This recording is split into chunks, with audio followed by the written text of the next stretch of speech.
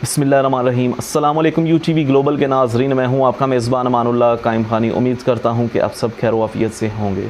नाज़रीन कराम, आपके साथ ब्रेकिंग न्यूज़ शेयर करता जाऊं कि इंसदादे दहशतगर्दी अदालत ने चेयरमैन PTI मियाँ असलम इकबाल, हमाद अज़हर, मुसर्रत जमशेद इकबाल चीमा और हसन खान नियाज़ी के ख़िलाफ़ जो हैं नाकाबिल ज़मानत वारंट गिरफ़्तारी जारी कर दिए हैं। जी हाँ, ये ब्रेकिंग न्यूज़ आपके साथ शेयर कर रहे हैं कि ATC अदालत ने चेयरमैन PTI मियाँ असलम इकबाल, हमाद अज़हर, मुसर्रत जमशेद इकबाल चीमा और हमाद खान नियाज़ी के ख़िलाफ़ नाकाबिल ज़मानत वारंट गिरफ़्तारी जारी कर दिए हैं। नाज़रीन, ये तमाम तर जो वारंट नाकाबिल ज़मानत जारी हुए हैं ये अदालत में अदम पेशगी की वजह से हुए हैं। चूँकि जलाओ घेराव किया गया 9 मई का जो दिन है वो स्याह दिन के तौर पर गिना जाएगा मुल्क पाकिस्तान की हिस्ट्री में, जब मुल्क पाकिस्तान के सरकारी व गैर सरकारी इमलाक को जो है वो नुकसान पहुंचाया गया। इसके अलावा जनाब आपने देखा होगा कि सैकड़ों की तादाद में जनाब बसें हों, मोटरसाइकिलें हों, गरीब का जनाब रेडी हो, या तमाम तर मामला आपने देखे होंगे फ़ौज के इलाके में जाके, जहाँ पे कैंट जिसे कहते हैं, जहाँ पे तमाम तर फ़ौजी अमलाक को नुकसान पहुँचाया गया और साथ में जो हमारी तारीख़ थी उसे मिटाने की कोशिश की गई। नाज़रीन, मुल्ज़िमान के ख़िलाफ़ ये जो मुकदमा है ये थाना मॉडल टाउन और थाना नसीराबाद में दर्ज था। जी हाँ, ये अभी आपके साथ जो ब्रेकिंग न्यूज़ शेयर की है, ये जो मुकदमा था ये जनाब नसीराबाद और मॉडल टाउन थाने में दर्ज था। दूसरी जानिब बात करेंगे शाह महमूद कुरैशी और असद उमर की। जी हाँ, शाह महमूद कुरैशी और असद उमर जो है वो F8 कचहरी से ज़मानत खारिज होने पर फ़रार हो गए। जी हाँ, फ़रार होते हुए की वीडियो भी जो है इस वक्त वायरल हो चुकी है कि शाह महमूद कुरैशी और असद उमर जो है वो F8 कचहरी से जो है वो फ़रार हो चुके हैं। उनकी ज़मानत खारिज हो चुकी थी, इस वजह से वो वहाँ से कचहरी से जो है वो फ़रार हो चुके हैं। पहले आपने वीडियो देखी होगी जिसके अंदर फवाद चौधरी जो है वो दौड़ते हुए दिखाई गई। यहाँ पे अब एक नया इजाफा हो चुका है असद उमर और शाह महमूद कुरैशी का, जिन्हें F8 कचहरी से जो है वो भागते हुए देखा जा सकता है। तीसरी जानब जो है परवेज़ इलाही की जो है भर्तियों के केस में ज़मानत मंजूर हो चुकी है, लेकिन FIA ने एक और मुकदमा दर्ज कर दिया है परवेज़ इलाही के ऊपर, और पनामा केस में जो है वो मोनस इलाही का नाम भी जो है वो हाईलाइट हो चुका है। अब बात करते हैं कुछ गुजरे हुए वक्त की और मौजूदा वक्त की। नाज़रीन कराम, सबसे पहले हम बात करेंगे, अब आपको मैं माजी में ले चलता हूँ, 2018 की बात कर रहा हूँ। 24 नवंबर 2018 11:59 पर जुम्मा की रात थी और एक व्हील चेयर पर बैठी हुई हस्ती अल्लामा खादिम हुसैन रिजवी रहमतुल्लाह अलैह, जिनको जो है वो गिरफ़्तार कर लिया गया।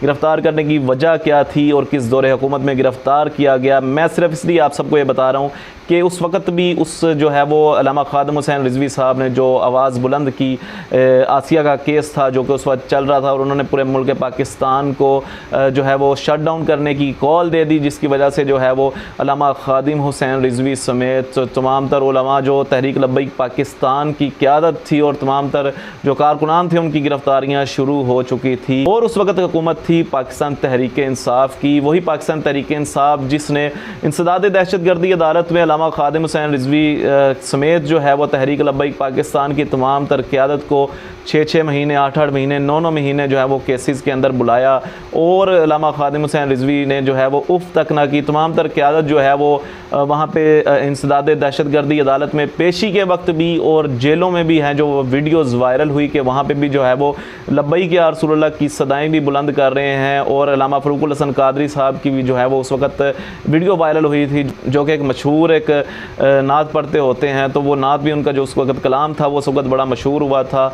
तो कहने का मकसद ये है कि वही इंसदादे दहशतगर्दी अदालतें हैं जहाँ पर तहरीक लब्बैक पाकिस्तान की इस तमाम तर क़यादत को रखा गया, और जो उस वक़्त रखने वाले थे आज वो सब इंसदादे दहशतगर्दी अदालत के मातहत जो है उनके ऊपर केसेस चल रहे हैं और उनके नाकाबिल ज़मानत वारंट गिरफ़्तारी जारी हो गए हैं। तो ये खादिम हुसैन रिजवी, अगर हम नज़र दौड़ाएँ तो खादिम हुसैन रिजवी साहब ने कुछ अल्फाज कहे थे कि तहरीक लब्बैक पाकिस्तान का रास्ता आप लोगों ने नहीं रोका, आपने बल्कि जो है वो दीन का रास्ता रोका है। और कुछ अल्फाज ऐसे थे जो हरफ ब हरफ आज पूरे हो रहे हैं, जिसमें उन्होंने कहा था कि या अल्लाह न सब नू गिन लै, न सब नू कलियाँ कलियाँ करके जलील करी। और इसके साथ साथ आपने देखा होगा क्या था कि तुसी भी रोना, वाडियाँ नस्लों ने भी रोना। तो आप सब ने देखा होगा कि ये सब लोग वही हैं। मैं हकीकत बयान कर रहा हूँ, जो मैं देख रहा हूँ वो मैं बयान कर रहा हूँ। मैं किसी जमात की फेवरेटिज़म में बात नहीं कर रहा, मैं हकीकत बयान कर रहा हूँ कि वो हरफ जो अल्लामा खादम रिजवी साहब ने बातें कही थी वो बातें साबित हुई।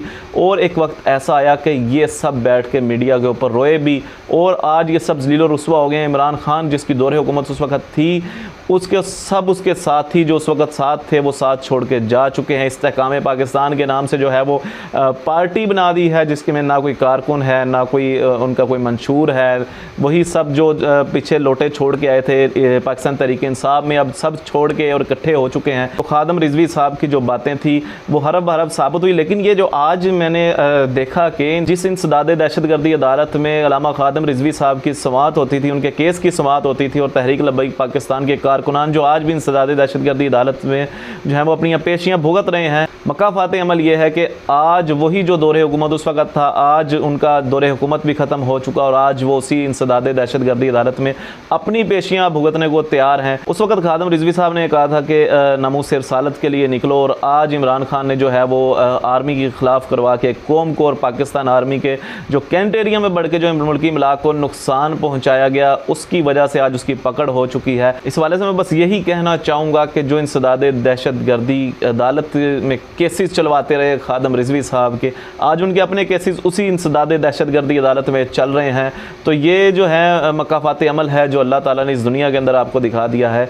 तो जुल्म हमेशा इतना करो जितना कि आप बर्दाश्त कर सकते हो। ये उस वक्त तहरीक लब्बैक पाकिस्तान के बानी ने भी कहा था कि जुल्म इतना करो जितना आप सह सकते हो। तो आज वो चीज़ें जो हैं वो हरफ साबित हो रही हैं। इन सब की ज़मानतें कोई अदालतों से मफरूर हो रहा है, कोई जनाब पकड़ा गया है, किसी की पकड़ किसी गिरफ्तारी अभी होनी है। और दूसरी जानब तहरीक लब्बैक पाकिस्तान जो इस वक्त पूरे कद काठ के साथ उभर के सामने आई है, और पंजाब के अंदर दूसरी बड़ी सियासी जमात बन चुकी हुई है। और जो इलेक्शन आने वाले हैं उसके अंदर तहरीक लब्बैक पाकिस्तान एक बड़ा सरप्राइज़ देने वाली है। वो सरप्राइज़ क्या होगा इंशाल्लाह वो आपको बहुत जल्द पता चल जाएगा। इंशाल्लाह जो हमें नज़र आ रहा है तहरीक लब्बैक पाकिस्तान ने इलेक्शन कैंपेन में तमाम तर सियासी जमातों को पीछे छोड़ दिया। इस वक्त पाकिस्तान तहरीक इंसाफ जो कि बिल्कुल ख़त्म होकर रह गई है। दूसरी जानब इस वक्त तहरीक लब्बैक पाकिस्तान को जो सामना है, एक तरफ जो है वो पाकिस्तान मुस्लिम लीग नून है, दूसरी जानब पाकिस्तान पीपल्स पार्टी है। तकरीबन इन तीनों जमातों का जो है वो इस वक्त इलेक्शंस के अंदर जो है बड़ा टाकरा होने वाला है। पाकिस्तान तहरीक इंसाफ की तमाम तर जो इनके पार्टी रहनुमा थे वो पार्टी छोड़ के इस्तेहकाम पाकिस्तान में जा चुके हैं, इस्तेहकाम पाकिस्तान के नाम से पार्टी बना चुके हैं। ना कोई एजेंडा, ना कोई मंशूर, और इन्हें कौन वोट डालेगा ये तो अब आपने ही फैसला करना है कि ये वही लोग हैं जो घूम फिर के पार्टियां बदल के दोबारा जो है वो इलेक्शंस में आपके सामने आ जाते हैं, आपसे फिर जो है वो चंदा मांगने आ जाते हैं वोट की सूरत में। इस बार फैसला आपने करना है कि वोट किसका है। वोट एक इमानत है, वोट उसी को दीजिएगा जिसका आप बेहतर समझते हैं कि जो आने वाले वक्त में दीन इस्लाम और मुल्क पाकिस्तान की बका के लिए काम कर सकते हैं। फैसला आपने करना है और कमेंट सेक्शन में अपनी कीमती राय का इजहार करना है। और अपने मेज़बान मानुल्लाह कायम खानी को दीजिएगा इजाज़त। अल्लाह निगहबान। पाकिस्तान जिंदाबाद, इस्लाम जिंदाबाद, पाक फौज हमेशा पाइंदाबाद।